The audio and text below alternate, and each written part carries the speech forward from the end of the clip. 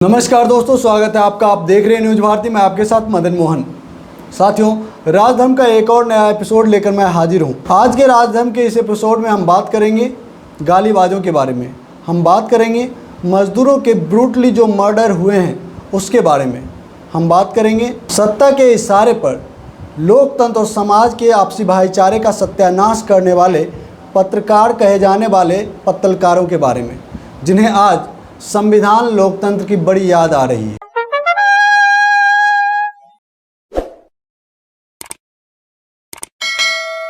तो दोस्तों, चलिए शुरू करते हैं। और शुरू में हम बात करते हैं माइग्रेंट लेबर के बारे में। जैसा कि आप सबको पता है कि पिछले दिनों बहुत ही दर्दनाक घटना में 16 मजदूर जो कि महाराष्ट्र के औरंगाबाद जा रहे थे, जहां पर रात के समय चलते चलते थक जाने के कारण वहीं ट्रैक पर आराम करने लगे मजदूरों में 16 मजदूरों को मालगाड़ी ने मौत के घाट उतार दिए। वहीं टाइम्स ऑफ इंडिया के मुताबिक एक अन्य खबर में 42 मजदूरों के एक रोड एक्सीडेंट में मारे जाने की खबर है। इसके अलावा भी और भी जगह मजदूर मरे हैं, लेकिन उसकी गिनती हमारे पास नहीं है। सिस्टम के पास शायद हो, इसकी भी जानकारी मुझे नहीं है। ऐसा मैं इसलिए कह रहा हूँ कि अगर सिस्टम के पास ये तमाम जानकारी हैं कि कौन मजदूर कहाँ है, तभी तो उन्हें पता चलेगा कि कौन मजदूर कहाँ पर किस तरीके से एक्सीडेंट का शिकार हुआ और अपनी जान से हाथ धो लिया। अगर उन्हें पता ही नहीं है इनके दुख दर्द, तो भला उनकी मौत या जीवित का क्या फ़र्क पड़ता है उन्हें। बहरहाल साथियों, एक ताज़ा रिपोर्ट आपको दे दें, ताज़ी खबर आपको दे दें कि दुनिया भर में फैले भारतीयों को लाने के लिए भारत सरकार ने एक नई योजना का शुभारंभ किया है, वंदे भारत योजना, जिसके तहत 64 विमान भेजे जाएंगे पूरे दुनिया भर में, जहाँ से तमाम भारतीय लोगों को लेकर अपने देश और उनके घर बाइज्जत पहुंचाए जाएंगे। इसके अलावा 2 युद्धक पोत भेजे जा रहे हैं, जिनसे मालदीव जैसे देशों से हमारे माइग्रेंट जो कि भारत के निवासी वहां जाकर अपने रोजी रोटी कमाते हैं, उन्हें वापस लेकर आएगी। आपको ये तस्वीर दिखाना चाहता हूं कि देखिए युद्ध पोत में किस तरीके से उन्हें लाने के लिए तमाम तरह की सुविधाओं का व्यवस्था किया गया है सरकार के द्वारा। निश्चित तौर पर यह व्यवस्था देखकर आप या हम कह सकते हैं कि इनसे वो 50 रुपये तो हरगिज नहीं लिए जाएंगे, जो कि माइग्रेंट लेबर जो दूसरे राज्यों से आ रहे थे और रेलवे के टिकट के नाम पर उनसे 2 गुना कहीं कहीं 3 गुना कीमत वसूले गए। और इसके अलावा उन्हें खाने के 50 रुपये एक्स्ट्रा भी लिए गए। खाने में क्या दिया गया? तो खिचड़ी चोखा, खिचड़ी सब्जी, यही सब कुछ। तो मैं आप सबसे जानना चाहता हूं, चूंकि सरकार तो जवाब देती नहीं और सरकार से सवाल पूछने की हमारे हैसियत भी नहीं, चूंकि इतनी ताकत नहीं हम में कि हम उनके कान तक जाकर यानी कि उनको अपनी बातें सुना सकें। तो हम आप सबसे ही पूछते हैं कि ये जो मौत हुई है हमारे देश के शिल्पकारों के, जो मजदूर तमाम शहरों के, जहाँ पर हमारे मजदूर अपना खून पसीना एक करके उस शहर की तस्वीर बदलने का मादा रखती है, कलयुग के विश्वकर्मा कहे जा सकते हैं ये मजदूर। उनकी देख रेख आज करने वाला कोई नहीं। और आपको ये भी बता दें कि ये सिर्फ मजदूर नहीं है, ये हमारे देश की सरकार बनाने में भी महती भूमिका निभाने वाले लोग हैं। लेकिन इन तमाम मजदूरों की संख्या पर, इनकी मौतों पर भारी पड़ गई चुनावी चंदा देने वाले विश्व भर में फैले भारतीय। आपको याद होगा कि ऐसे ही लोग विदेशों में हाउडी मोदी जैसे कार्यक्रम को सफल बनाते हैं और नेता हमारे ऊपर चढ़कर हमें इस तरह के साधन मुहैया कराते हैं कि हम पिसते रहें 5 साल और वापस से ये विदेशों में बैठे लोग चंदा देकर किसी को भी हमारे ऊपर फिर से बिठाने का मादा रखते हैं। तो इसलिए भी इन तमाम लोग जो कि विदेशों में आज फंसे हुए हैं, इन तमाम लोगों को सुरक्षित देश में वापस लाने की ज़रूरत है। क्योंकि ये मजदूर रहे ना रहे, ये वोटर रहे ना रहे, कल नए वोटर आएंगे, कल नए मजदूर भी आएंगे। लेकिन ये जो विदेशों में बैठे लोग हैं, खास करके पढ़े लिखे लोग, जो इन्हें सरकार बनाने के लिए मोटी चंदा देते हैं और इनके तमाम जो पताके फहराते हैं पूरे दुनिया में, उनका ध्वज फहराने के लिए हाउडी मोदी जैसे कार्यक्रम का आयोजन कर पूरी दुनिया में एक नेता का जो पताका फहराने का, ध्वजारोहण करने का जो समारोह है, उसका आयोजन करने वालों को कैसे छोड़ा जा सकता है।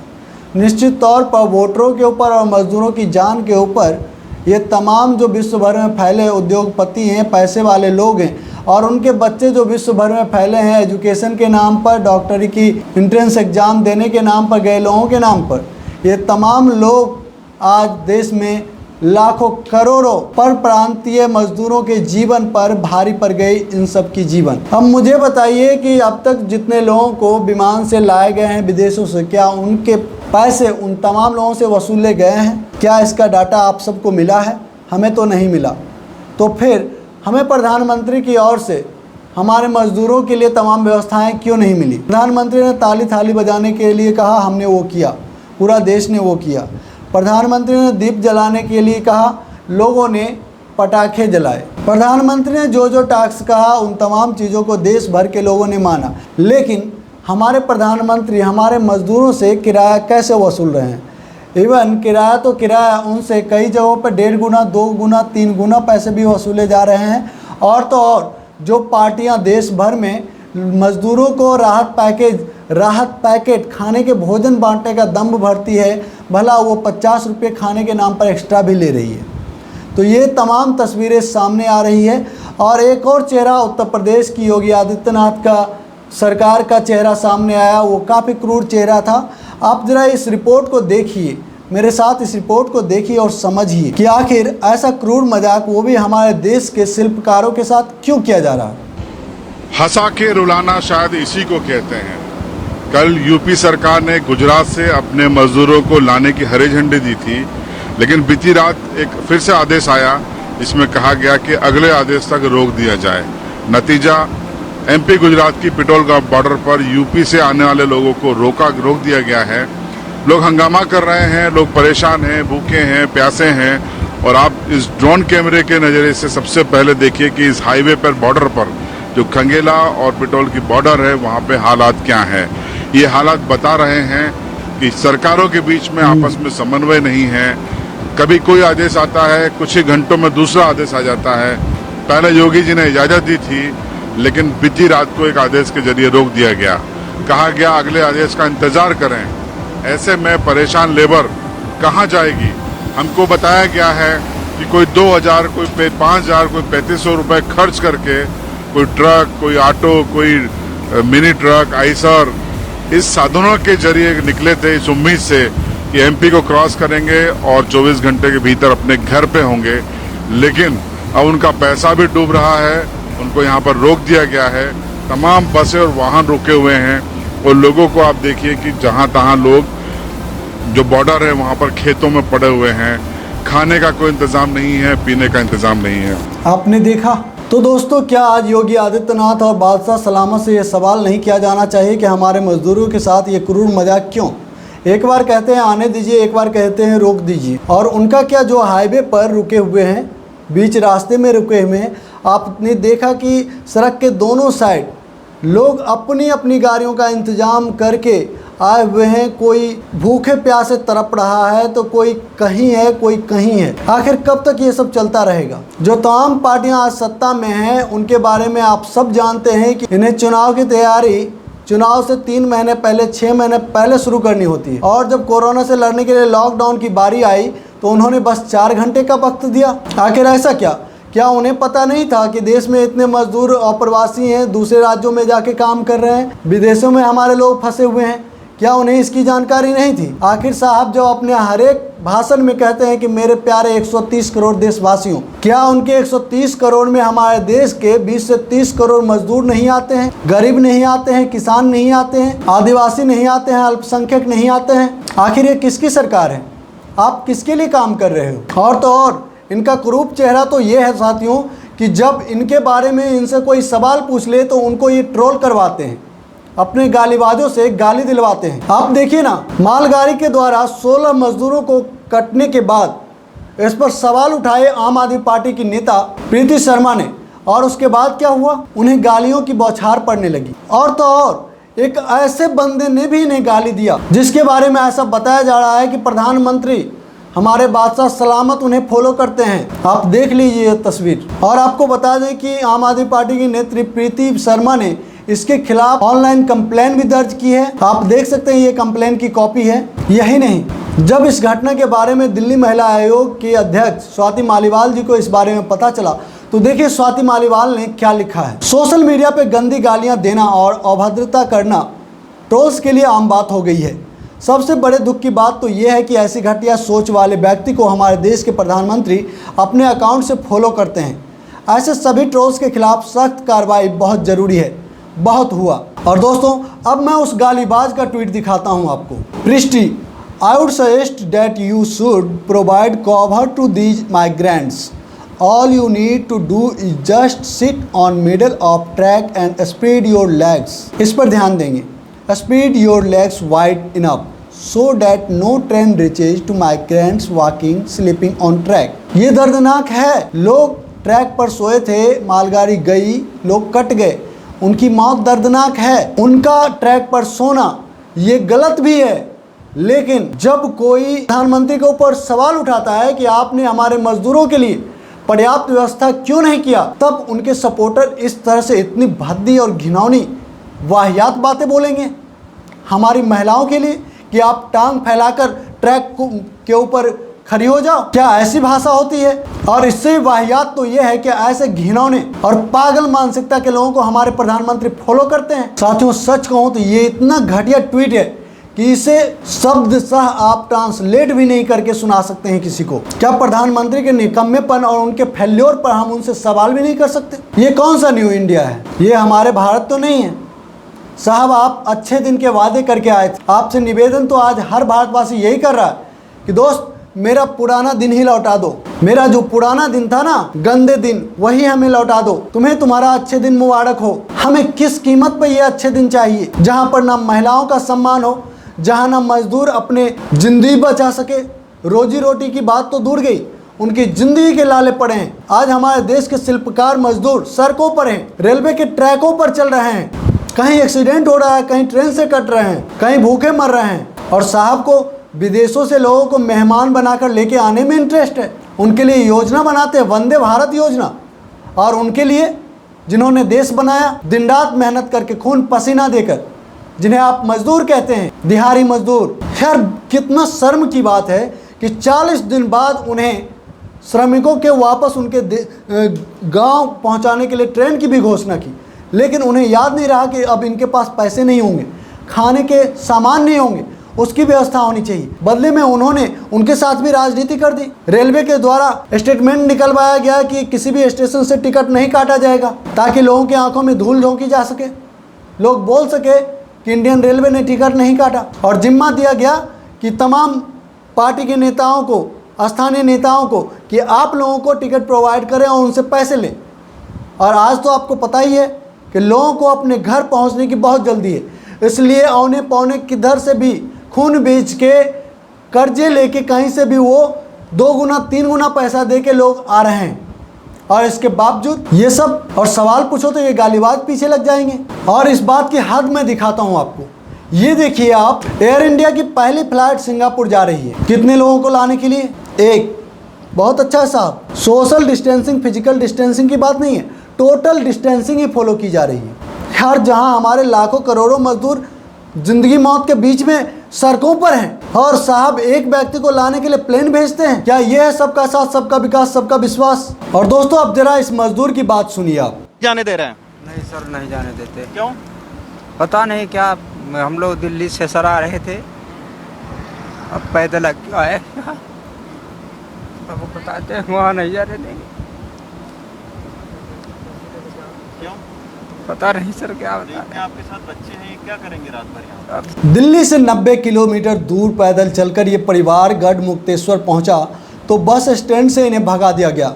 पैदल आगे बढ़ने की कोशिश की तो सामने पुलिस ने रोक दिया। हाईवे के डिवाइडर पर बैठे इस परिवार के साथ भगवान ना करे कोई हादसा हो तो खबर की शक्ल में महज 4 काली लाइनों में ये सिमट जाएंगे। आपने देखा इस मजदूर को कैसे अंदर से फपक रहा है। यार, ये हाल सिर्फ एक मजदूर की नहीं है, इस मजदूर की नहीं है, देश भर में फंसे लाखों करोड़ों मजदूरों का यह दर्द है। अरे साहब, जहां आपको दर्द होने लगता है कि हमने लॉकडाउन कर दिया, आप सबको इतनी परेशानी उठानी पड़ रही है, साहब को दर्द कब फील होगा कि इतने लोग हमारे नाकामी के कारण, हमारी फेल्योर के कारण मारे गए? नहीं होगा, क्योंकि इनकी नोटबंदी के कारण भी 100 से ज़्यादा लोग मरे।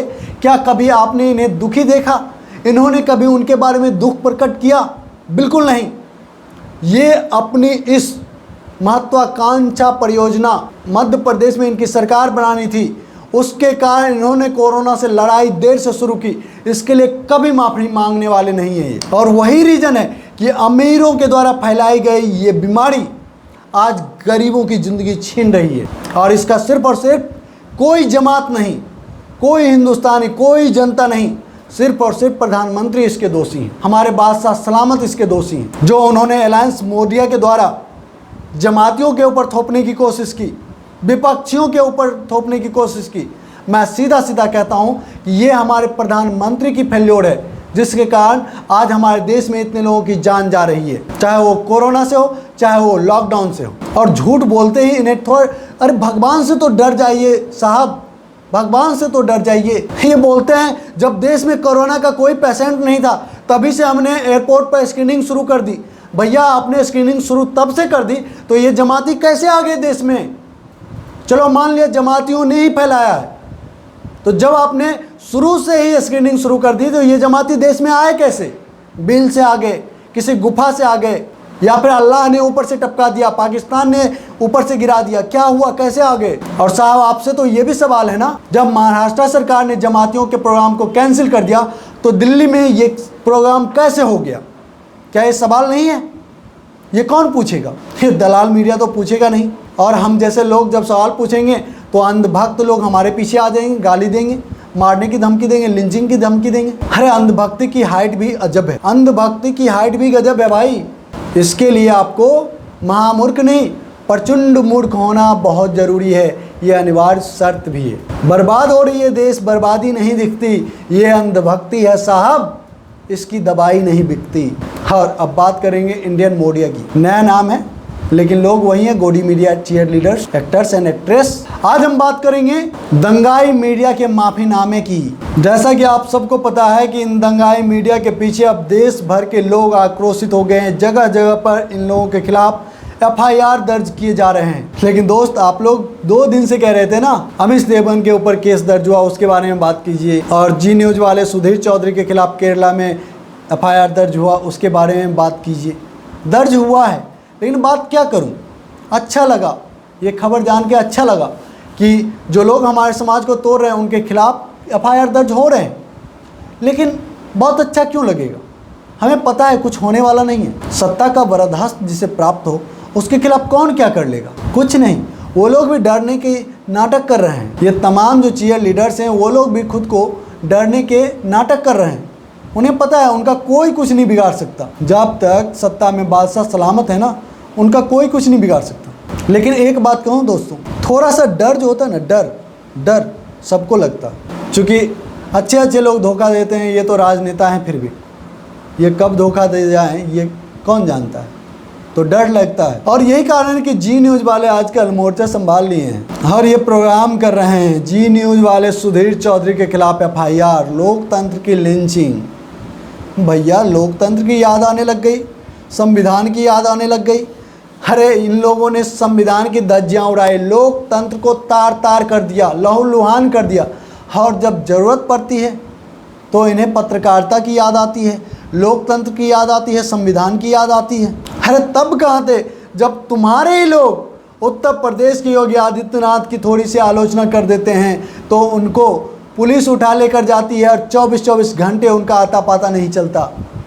तब कहाँ थे तुम बिकाऊ मीडिया पत्रकारों? तब तुम कहाँ थे जब उत्तर प्रदेश में मिड डे मील के नाम पर बच्चों को मिल रहे नमक का फोटो जब पत्रकारों ने वायरल किया और तब उन्हें मुकदमे का सामना करना पड़ा, तब तुम कहाँ थे? आज जब अर्नब गोस्वामी के ऊपर, आज जब अमित देवगन के ऊपर, आज जब सुधीर चौधरी के ऊपर FIR दर्ज होते हैं तो तुम बिलबिला उठे।